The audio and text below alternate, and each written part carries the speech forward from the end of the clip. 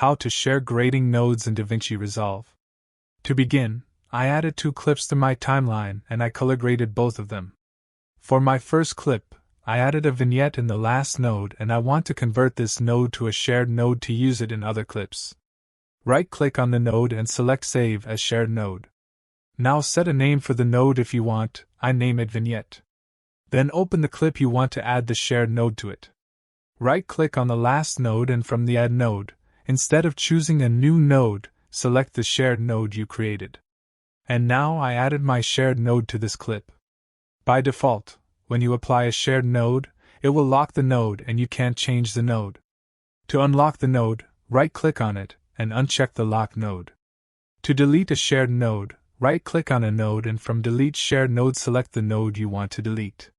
Anyway guys, thanks for watching and I hope you found this useful.